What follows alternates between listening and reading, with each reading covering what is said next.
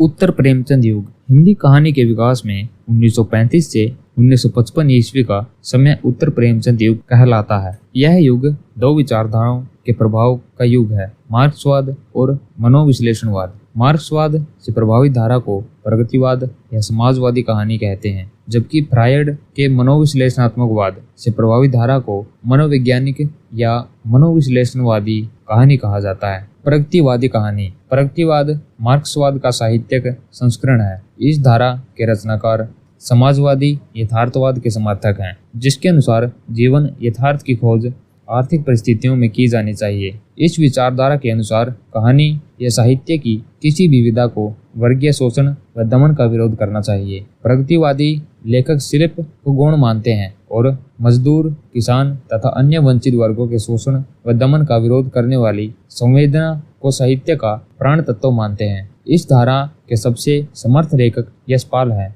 यशपाल की अधिकांश कहानियों के मूल में व्यक्तिवादी चेतना देखी जा सकती है। उदाहरण के लिए भूख के 3 दिन की कहानियों में बेरोजगारी तथा वर्ग भेद की समस्याएं लगातार मुखर हुई हैं। कई अन्य कहानियों जैसे वो दुनिया, पराया सुख, फूलों का कुर्ता आदि में भी उन्होंने आर्थिक शोषण, नारी शोषण, धार्मिक आडंबर जैसी समस्याओं पर चोट की है। अपनी कुछ कहानियों में यशपाल ने कुछ अन्य पहलुओं को भी छुआ है। उदाहरण के लिए तुमने क्यों कहा था मैं सुंदर हूँ कहानी मनोवैज्ञानिक प्रकृति की है, जिसमें लेखक स्पष्ट करना चाहता है कि जीवन में काम चेतना की सहज संतुष्टि अनेक रोगों की दवा है। लगभग ऐसा ही भाग उतनी की माँ कहानी में भी व्यक्त हुआ है। यशपाल के अलावा इस धारा के अन्य लेखकों में राहुल सांकृत्यायन, नागार्जुन तथा रांगे राघव प्रसिद्ध हैं। मनोवैज्ञानिक या मनोविश्लेषणवादी कहानी। मनोवैज्ञानिक कहानी धारा फ्रायड के मनोविश्लेषणवाद से वैचारिक प्रभाव ग्रहण करती है। इसमें मुख्यतः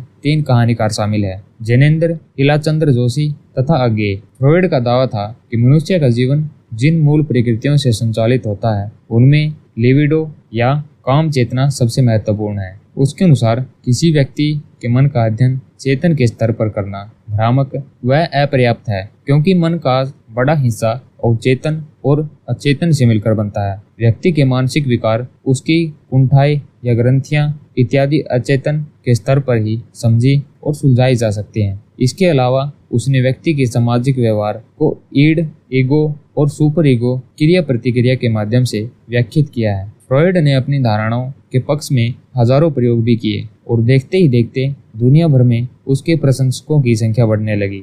यही प्रभाव जैनेंद्र, इलाचंद्र जोशी और जैसे हिंदी लेखकों पर भी पड़ा। मनोवैज्ञानिक कहानियों में कथा वस्तु बाहरी जीवन यानी सामाजिक, राजनीतिक और आर्थिक जीवन की न होकर व्यक्ति के आंतरिक जीवन से संबंधित होती है। इन कहानियों में घटनाओं का महत्व कम हो जाता है और चरित्रों के अंतर्द्वंद, चिंतन मनन, आत्मविश्लेषण आदि का महत्व बढ़ जाता है। इनकी भाषा सीधी सपाट न होकर बेहद प्रतीकात्मक हो जाती है। लेखक की कोशिश रहती है कि चरित्र के चेतन और अवचेतन की फांक को पाठक पहुंचा सके और इस प्रक्रिया पाठक को भी अपने व्यक्तित्व के भीतरी तहों को समझने की अंतर्दृष्टि दे सके। प्रमुख मनोविश्लेषणवादी कहानीकार। जैनेंद्र। हिंदी कहानी की विकास यात्रा में जैनेंद्र फ्रायड के मनोविश्लेषणवाद से प्रेरित मनोवैज्ञानिक